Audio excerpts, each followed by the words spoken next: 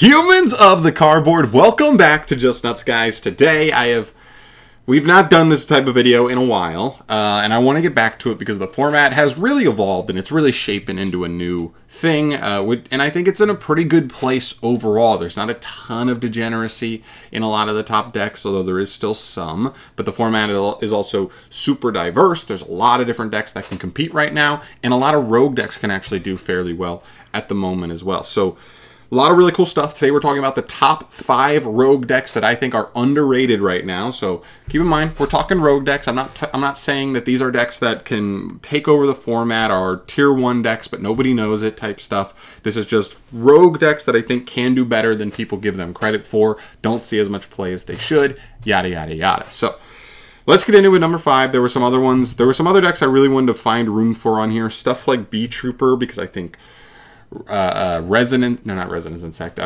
Sea is really interesting, and Sting Lancer. They have like really good matchups, but in a format that's so diverse, you can't have haymakers like those and then be matchup to matchup. Although I do think if they get the right support, they could be back up there again, but we'll see. So, you know, decks like that I wanted to get in there, but I just couldn't find room for it. So let's start off here with number 5, Mikonko. Now, this is pure Mikonko. I'm not talking about the ritual pile where it's like Magician Souls, Libromancer, Mikonko pile. Nothing like that. This is pure Mikonko. This is actually a hard-going second strategy where because of the gimmick of the deck, which is that all of the Mikonkos can't be destroyed by battle, and your opponents take battle damage that you would have taken from their battles. The idea when they're equipped, so you get them equipped. You go battle phase, you attack your opponent's bigger monsters, and they take all the damage. And so if you can summon 2 or 3 of these girls, and then give your opponent maybe a kaiju, or maybe they just already have a big enough monster, they eat all the damage from you. So and they can just die in one battle phase that way. Or you kind of can just rip apart their board and then set up 2 to 3 interruptions, and they can't come back anyway. It's one or the other. So it's a pretty cool strategy. I haven't seen much of this, but I've seen 1 or 2 lists here or there top some regional stuff, and I think just any deck that actually does have a mechanic strong enough going second really should consider opting second, especially considering just where we're at in Yu-Gi-Oh!, which is every single person, 99% of players are opting first when you play them, and that means if you go to a big tournament, there is no die roll variation. You are winning the die roll every time. In fact, you want your opponent to win, because then, at least if they win and they opt first, they don't know you're on a going second deck yet until you play your cards. If you win, you have to opt for second, and then they would know, oh, he wanted to go second. Oh, weird. Is this strikers? Like, kind of thing there. So very, very cool deck. I definitely recommend looking into it. It's not all the way there. They get a new card in the next set. I'm not sure how good it is, but I know for the pure version, the last 2 cards they got in Cyberstorm Access were actually really nice for them. So definitely look into them, give them a try, and see if there's anything there for you, for sure. All right, moving on. Whoa. Oh, I didn't even talk about this. Arabesque is insane. Might as well throw this in there. This card is crazy. It's emergency teleport for the archetype, but it bounces the monster it's equipped to before it summons. So you can equip this to an opponent's monster going second, bounce their monster, and then summon any Mikonko straight from the deck. Which is crazy. And then it equips to it, which means most of the Mikonkos trigger to get you a plus when they're equipped with something. So very, very insane card for the deck. All right, number 4, Tier Limit. This one's weird. This is a very particular form of Tier Limit. I know people were kind of like looking at Tier Limit after the ban list, like, ooh, if Cash is out of here, then like we don't have to deal with Macrocosmoses as much. Cash is still here. They're not in as large abundance as they were before, which is still good for Tier Limit, but doesn't save them. But I do think like the diversity of the format means you can dodge Cash tier enough, or if you go first versus them, you can still get the job done. But the version I'm talking about today is actually a trap version of the deck. It's Paleozoic Tier Limit, where you're able to play stuff like Needlebug Nest just to mill 5.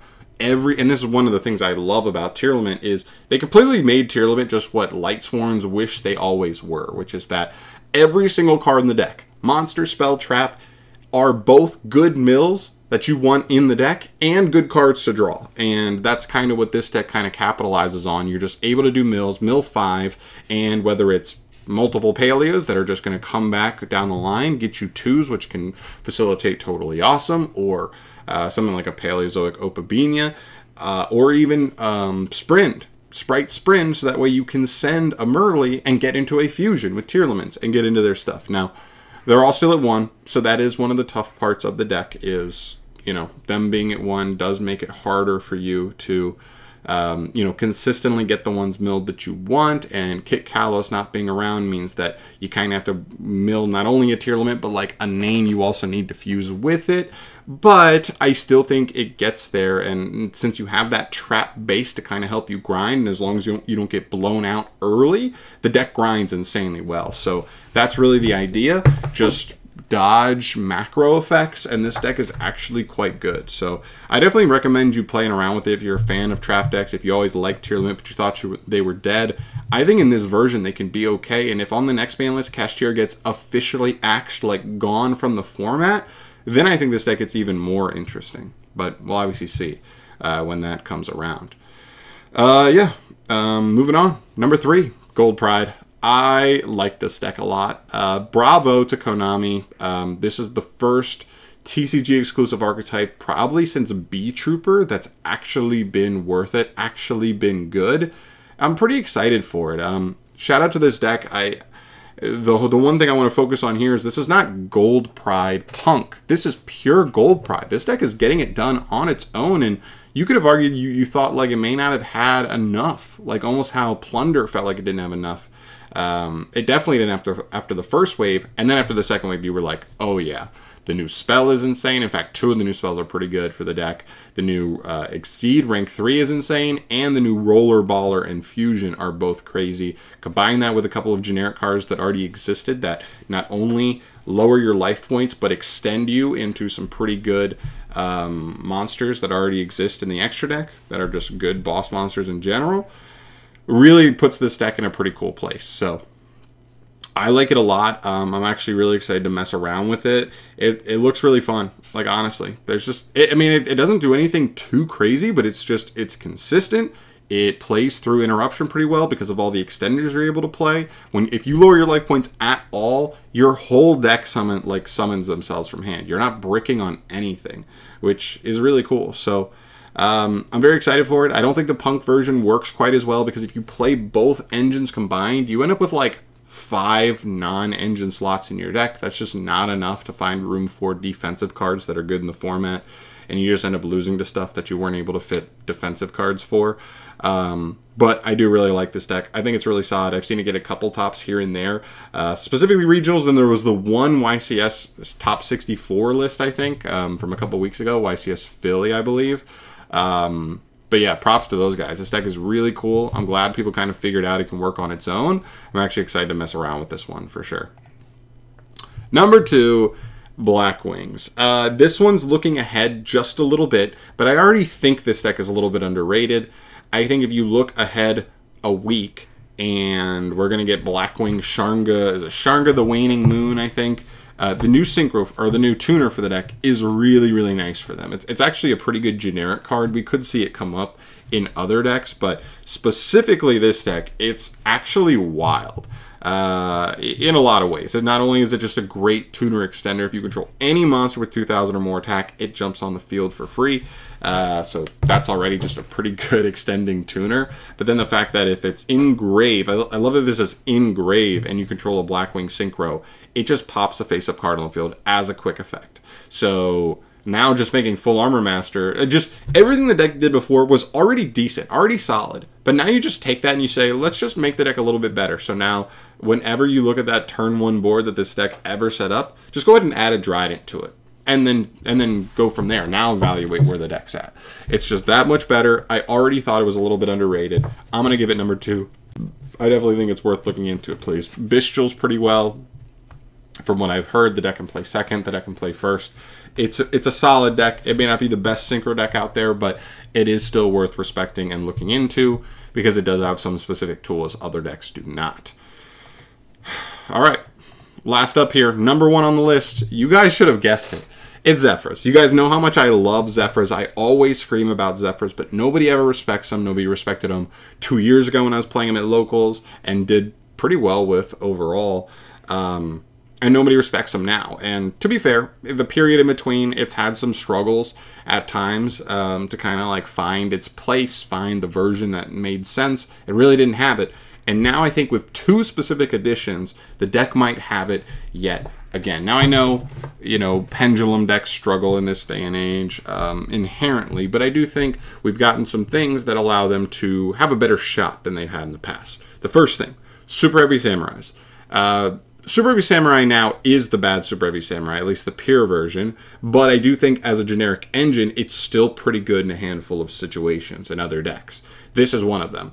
Not only is it a 1-card combo, but it does it without normal summon. It's complete scales by itself. It really does a lot of the heavy lifting that Zephyrs really struggled with in the past. So that's a great combination engine to put with it. The other one is Denglong. Denglong is now free. This deck already played some Yang Zing cards, so the searches off Denglong now just make your deck even more potent, even more powerful, and so just leaves us in a really good spot. You know, Super Heavy Samurai engine, Wakushi or Bike is a 1-card Denglong. Denglong is 1-card combo, and if that resolves, you're off to the races. Even if it doesn't, you haven't pen summoned yet or normal summoned yet, so you have plenty of ways to follow up through that. After you've already thrown a card at your opponent, they have to hand trap if they have one, and even then you still have ways to punish it. So I think that deck's actually in a pretty good spot. I think the one question with the deck will be, how do we find room for defensive cards? How many? And how much, how powerful are they going to be so that it still makes sense in the deck and we're not breaking on too many defensive cards? That's always been the biggest question for me and Pendulum decks, is they just struggle to find room for those types of cards. And I don't think we can play Shifter in the deck. That was always a huge one where it was like, if you just draw Shifter, you don't have to draw another defensive card. But now I don't know if we can, because you kind of need Denglong and like the worm stuff to resolve. So it's a weird place to be. I think there's a little more labbing. I don't think anyone's solved it yet because we haven't really seen it come out anywhere. I'm working on some stuff in the background trying to figure out where to go with the deck. But when I find it, you guys will see a profile sooner rather than later. And I really do believe something's here. So there you go. Those are my top 5 rogue decks that I think are underrated in this format. Let me know your thoughts down below. Is there anything I missed on this list? Is there anything that should have made it into here that's underrated in your opinion on the rogue level? I'd love to hear your thoughts down below on that stuff, or your opinions on any of the decks we talked about here. But I'm out of here for today, guys. Thank you so much for watching, as always. More stuff to come very, very soon. Subscribe if you haven't, and I'll see you in the next one. Peace.